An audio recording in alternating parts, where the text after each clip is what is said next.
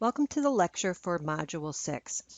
The issue of protected classes and discrimination is such an important topic in the field of public personnel administration. We're actually going to cover it for 2 modules. So in Module 6, you'll get Part 1, and in Module 7, we will do Part 2. In Module 6, we're going to define discrimination and protected class. We're going to learn about 12 different protected classes. We're going to be able to understand the classes protected by New York State and the federal government, and then we're going to define the classes protected only by New York State and not by the federal government. So it can be a little confusing at first glance, but we're going to work our way through it. Most importantly, it is illegal for any employer to discriminate against any person based upon their membership in a protected class. If an employer discriminates against a person because they are a member of a protected class, the employer has violated the law. And I emphasize here, it's about the law. Discrimination and anti-discrimination laws are actually laws. They're not just policies, it's not just good idea or being polite or professional. It's actually the law, both in the federal system and New York State. So you can imagine it's critically important when you work in human resources in the private or the public sector, but for this topic, especially in the public sector, that you understand protected classes and discrimination. Discrimination for employment purposes is defined as taking an adverse action affecting the hiring, promotion, firing, or any term or condition of a person's employment because the person is a member of a protected class. Now, hiring and firing seems pretty obvious. That's what we usually think of when we think of discrimination. But it goes much broader than that. It's much wider than that. It also includes refusing to promote someone, or most broadly, affecting any term or condition of a person's employment. So the most common are hiring, promotion, and firing. Just remember, it's much wider than that. Discrimination in employment means taking adverse action affecting the hiring, promotion, firing, or any term or condition of a person's employment because the person is a member of a protected class. Well, that leads us to, what's a protected class? A protected class is a group of people whose rights are specifically protected by law. So we talked about we're going to, define terms, and it's important that you're able to define those terms so you can do well on your writing assignments and your quiz and on your midterm and final exam in our course. But it's much more important that you not only understand these terms, but really fully develop an in-depth knowledge of this topic if you're going to work in this field. Because it's not just going to be about you going, taking a civil service test and making sure you check the right box and getting the answer right for a test. When you work in this field, you're going to be developing and revising employee manuals. You'll be responsible for creating and reviewing agency policies. You're going to have employees asking you questions and saying, this is what happened when I was at work. Is that discrimination? And you're going to be, have to be able to answer them. You're going to have to be able to respond to complaints of discrimination, both in compliance with state and federal law. You may be responsible for training employees or creating training programs to help prevent discrimination. And you're going to be advising supervisors about how to treat and deal with members of their team so they don't face allegations of discrimination or commit acts of discrimination against other employees. So it's critically important that you develop a real in-depth knowledge of this topic to work in this field. So here's a quick study aid. To learn protected classes, we're going to divide them into 3 groups. Now, these groups don't exist in law. They're not labeled anywhere. We're just going to use them for our own class to help us learn the different protected classes. The first group of protected classes we're going to talk about are those who are protected in the federal system and in New York State employment. So they work for both. The second group are 2 classes that are protected in the federal and the New York State system, but they're a little tricky and you got to look at them real carefully because the way the terms are defined and the way it's applied is a little different. And lastly, we're going to discuss 4 protected classes that are only protected in New York State and are not protected in the federal government system. So let's get started with the list that applies equally to both. These are protected classes in both the federal system and New York State.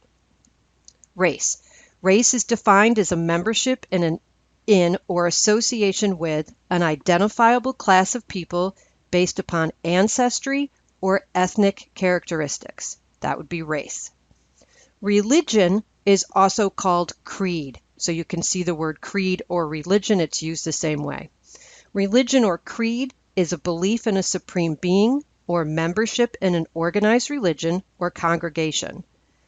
But atheists and agnostics are also included here. So someone who does not believe in any higher being or supreme being, or someone who is somewhat ambivalent or has differing views about whether or not there is a supreme being, who may be described as an agnostic, are also included under creed or religion.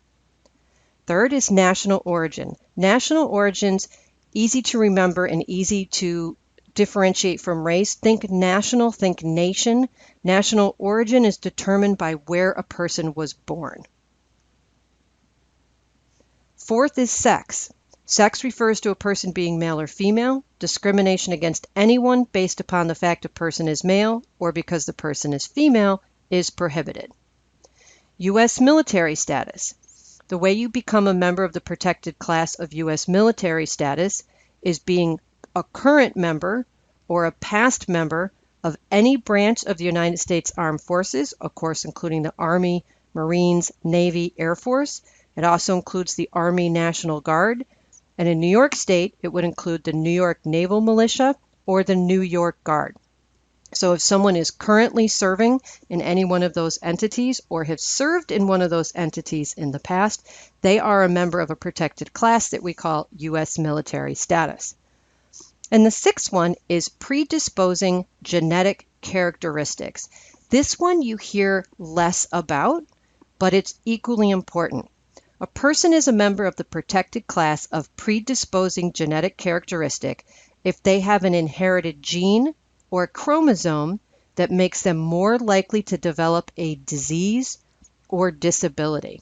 And this class came about with the expansion of DNA testing and things like Ancestry.com and having genetic testing for medical reasons. As that became more and more common, a lot of our government agencies became concerned that that information could be used by insurance companies to deny you insurance. So say, for example, an insurance company found out that you have a genetic predisposition for breast cancer or colon cancer, and they would therefore use that information to deny you health insurance coverage. That's how this category started.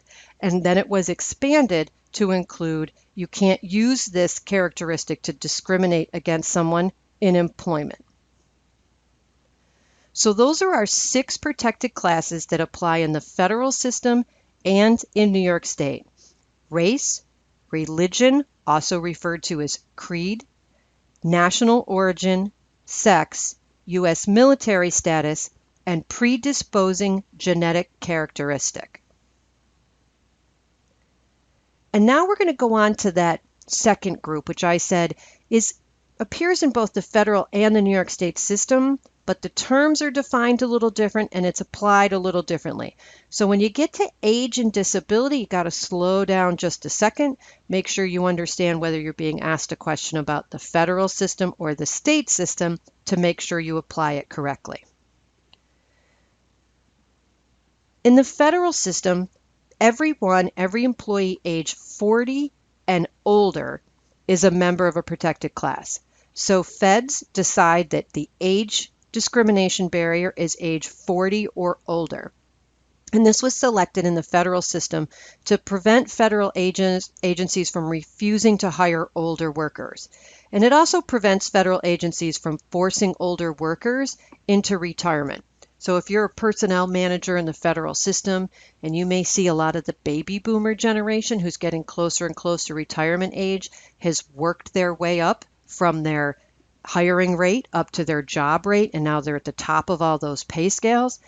And maybe you think to yourself, If I got rid of some of these older workers, I could hire newer, younger workers for a lot less money, and I could save an awful lot of agency money by doing that. Well, this is intended to prevent you from doing that. You cannot target people to get rid of them because of their age. So that's the viewpoint of the federal government on age discrimination. New York State's a little different. New York State says you are in a protected class of age if you are 18 or older. So that includes everybody employed in the state of New York in the public sector who's 18 or older. So your age may not be used against you if you're 23 or 35 or 55 or 65. It doesn't matter. If you are over 18, your age cannot be used as a basis for an adverse employment action. So age is a protected class in both the federal system and in New York State, but it's defined differently. Likewise, disability is protected class in the federal and state employment, but the way disability is defined is also different. In the federal system, a person is disabled and a member of a protected class if the person has a physical or mental impairment that substantially limits one or more major life activities. That's long, so let's go over it again. A person is a member of a protected class of disability in the federal system if the person has a physical or mental impairment that substantially limits one or more major life activities. And life activities is defined in the law. Compare that to New York State. New York State says a person is disabled and a member of a protective class if the person has a mental, physical, or medical impairment which prevents the exercise of a normal function. It's long, let's do it again. In New York State, a person is a member of a protective class if they have a mental, physical, or medical impairment which prevents the exercise of a normal function. So they sound pretty similar, right? And they are, but there are some important distinctions there. So I just want to make sure you know that age and disability are both protected class in federal employment and in New York State employment, but they're defined and applied a little differently.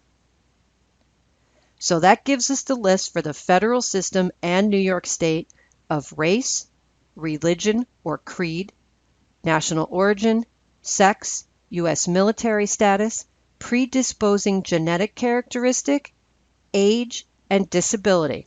And remember, just watch out for those two on the bottom, age and disability, because they're defined a little differently. Now let's talk about some exceptions to illegal discrimination. For example, in New York State, you can get a paid job when you're 14. But no one in New York State who's an employee is allowed to sell alcohol unless they are themselves 21 or older. So if you have a 14-year-old who's waiting tables in a restaurant, he or she may not be allowed to sell alcohol to customers. And if that 14-year-old says, well, that's discrimination based on age because I'm an employee and I should be able to do everything other employees can do, well, not so much. You have to be 21 years old in New York State and in every state to sell alcohol. Therefore, a 14-year-old, 16-year-old, 18-year-old employee can be told you cannot sell alcohol. You may have been in the grocery store either purchasing alcohol or standing behind someone who's purchasing alcohol, and a teenager who's working the checkout line will call for a manager or another staff member who comes over and makes that transaction because that person is too young to sell alcohol. And you could argue technically that's discrimination, but it is not unlawful. If there is a state or federal law that prohibits someone from an activity based on their age, well, then the employers are responsible for enforcing that law. You could also think about an 18, a 16 or 17-year-old who's employed by a town for the summer. Say they're working on a golf course or they're working on a county building or a county construction site. They may be prohibited from using certain heavy equipment, such as a forklift that requires you to be a certain age or to have a special license. And that's not illegal discrimination. Again, this is a safety issue, right? So employers are allowed to restrict employees from doing things based on state or federal law or for very specific safety reasons. Likewise, federal and state law enforcement agencies all have age restrictions. You may apply to work at the Department of Transportation for New York State from the time you turn 18 until you're 105 years old. But you cannot apply to be a New York State trooper if you are over a certain age. For example, some law enforcement agencies have policies that says you must be 21 to apply, but you have to be under 35. Or you must be 18 to apply, but be under 30. And is that discrimination based on age? It sure is, but guess what? It is not illegal. State and federal law enforcement agencies are allowed to have age restrictions, both on the minimum age you have to be to apply and on the maximum age you can apply. So while I may want to apply to be an FBI agent this year, I am not eligible to do so because I am way too old under the FBI's policies. Likewise, the military also has age restrictions. For example, in order to become a U.S. Marine, you must have reached your 17th birthday, but you cannot be 36 or older. So again, I would be absolutely prohibited from trying to become a United States Marine at this phase in my life because I'm simply too old. So law enforcement and the military are the most common employers who are allowed to have very strict age restrictions, and that is allowable under the law. So while you may argue under the definition it's discrimination, it is not illegal discrimination, and they are allowed to do that. There are legitimate safety criteria and job duty criteria where age may be a legitimate factor, and they're allowed to do that. Now let's look at that third category of protected classes that apply in New York State but do not apply in federal employment. The first one is gender identity, how a person identifies their gender, or if a person does not classify their gender at all. For example, they refer to themselves as non-binary or fluid. That would be examples of gender identity. Domestic violence victim status. If a person is a victim of domestic violence, an employer cannot use that factor to take any adverse action against them. Third is marital status, which would include being married, single, divorced, widowed. Anything to do with your marital status makes you a member of a protected class, and they cannot use that as a factor to discriminate against you. And lastly, in New York State is juvenile offender status. If a person's been adjudicated to be a juvenile offender, say, a kid who gets into some trouble when he's 14, 15, 16, 17 years old, he goes through the family court or in very rare circumstances, the criminal court, and is adjudicated to be a juvenile offender. That's actually a court decision. Okay, so it's not just you got in trouble in some school one time, but this is actually a court has decided you have an offender status. That status cannot be used against you later in life when you're trying to get a job in New York State employment. Remember, these classes are not in the federal system. These count in New York State, but not on the federal side. So let's talk about examples of each one of those types of discrimination. And of course, we could think of thousands of examples, right? So I'm just going to give you a few that just covers each one of the classes. A director at the U.S. Department of Health refuses to hire a woman because she's Asian. So what's the adverse action here? It's not hiring. It's refusing to hire. What is the protected class? That would be race. And here's the connection between adverse employment action and protected class. They refuse to hire her because of her race. That's an important connection. A deputy commissioner at the New York State Department of Motor Vehicles, DMV, refuses to promote a man to supervisor because the man is a Muslim and he prays during the workday. And this deputy commissioner does not think that's a good use of your time, that you shouldn't be practicing your religion in a state office building, and therefore he doesn't want to promote him to supervisor because he's Muslim and prays during the day. That's a real obvious one, right? That is religion or creed, and he's not promoting him. That's an adverse employment action. He's refusing him a promotion because of his religion. The Albany County Transportation Supervisor demotes an employee born in Mexico and tells him he should go back to where he came from. This is really obvious one for national origin. This person is being demoted, so he had a higher grade and they gave him less responsibilities. Maybe they lowered his salary, but he was demoted and told he should go back to where he came from. That's a very blatant example of discrimination based on national origin. A manager of a New York State operated youth facility only promotes women because she believes women have better child care skills than men. So this woman who's employed by New York State thinks women are just better at working with children, that men don't have motherly instincts, and therefore the only women who should be promoted working in a child care facility should be women because men just don't have the right skills to work with children. It's an obvious example of discrimination based on sex. A manager of the U.S. Department of Commerce fires a man because he's a member of the National Guard and must leave work once a month to fulfill his military obligation. This again would be an example of this employee is a member of the U.S. military.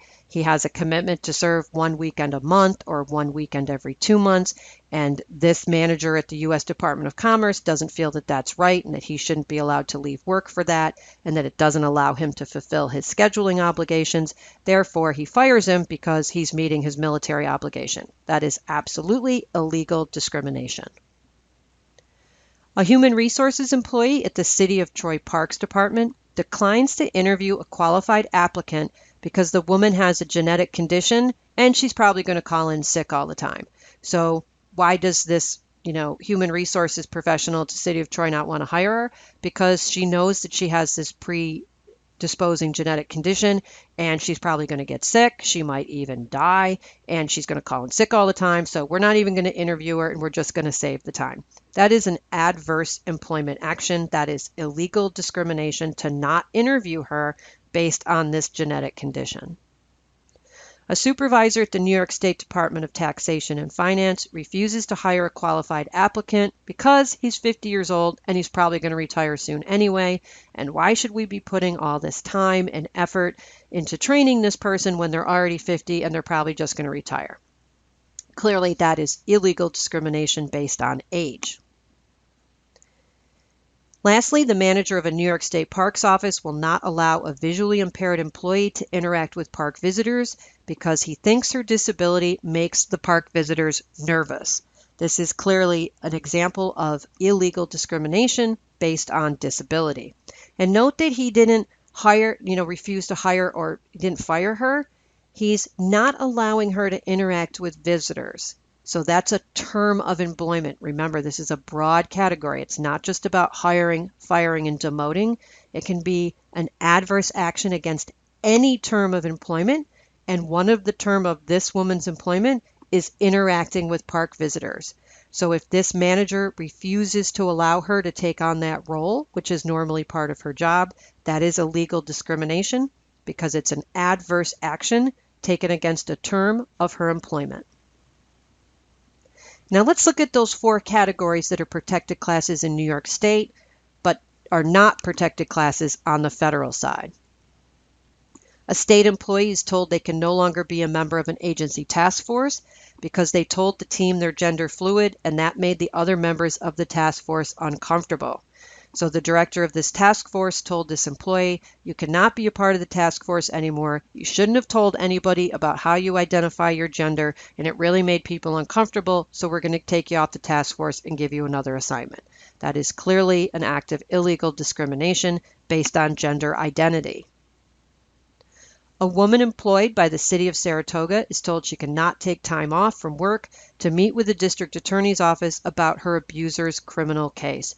Remember that victims of domestic violence are a member of protected class in New York State, and therefore she has to be given a reasonable amount of time off to deal with this very specific meeting of talking to the district attorney about her abuser's criminal case.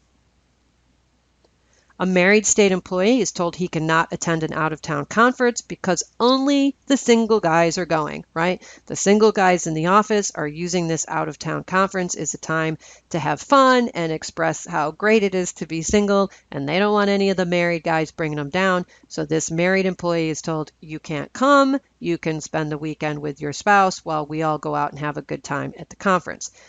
Remember, it's not just about promoting, demoting, or firing. It's also about any term of employment. And a term of employment could include getting to attend an out-of-town conference.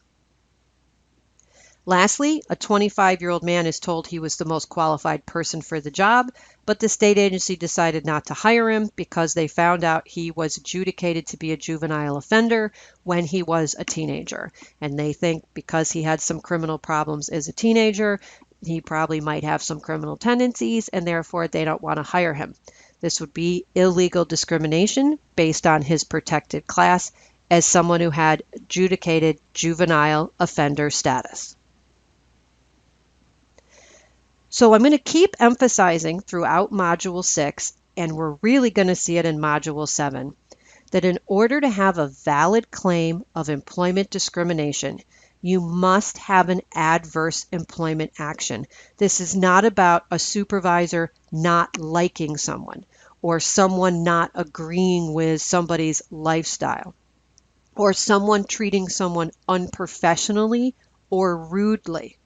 That's not what we're talking about here. We're talking about how discrimination is defined in the law for purposes of employment.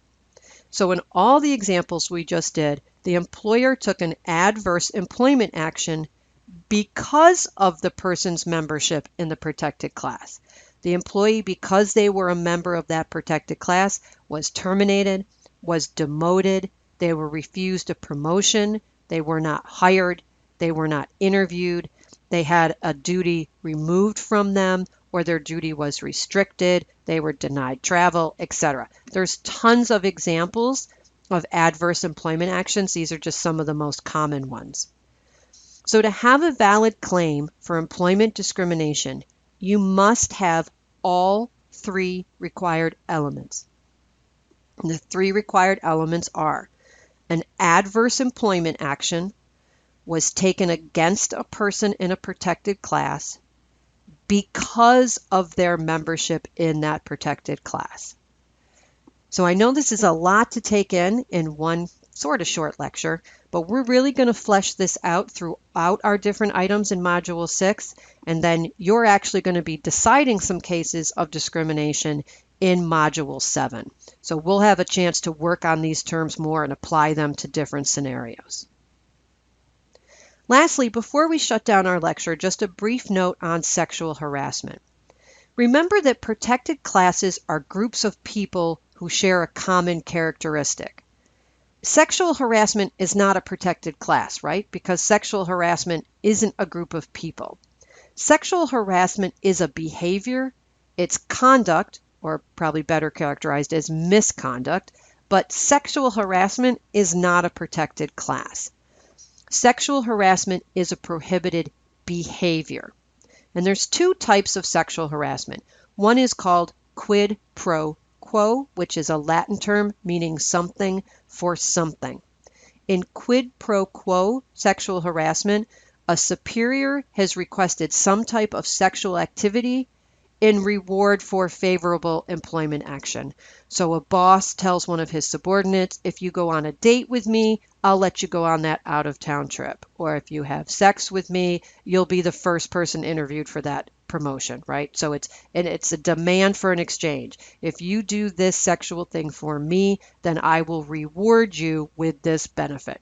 Quid pro quo sexual harassment. The second type of sexual harassment is what we call hostile environment or hostile work environment. This is when someone has unwanted words, signs, jokes, intimidation are directed at an employee because of their sex, and the harassment is offensive to the subject and interferes with the recipient's job performance. So we often see hostile work environment talked about in the social media or in press in ways that don't really meet the legal definition. So there's different types of sexual harassment, and of course sexual harassment has a wide variety of impacts on the person who's being harassed, right? This is the sort of conduct that can make someone suicidal, cause them to experience extreme mental distress, or it could be something that is annoying or disconcerting.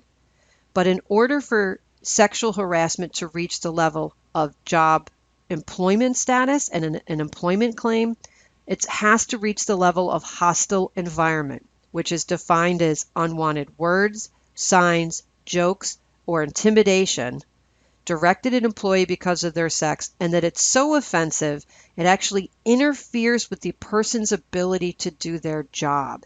So the actual standard for a valid sexual harassment claim based on hostile work environment is quite a high standard.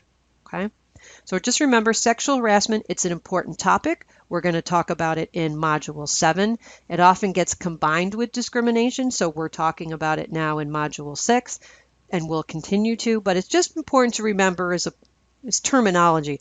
It's not a protected class. It's a prohibited behavior. So that's the end of our lecture for Module 6. Please work your way through the other items in our module this week. Let me know if you have any questions or problems with the material. Happy to discuss anything with you at all.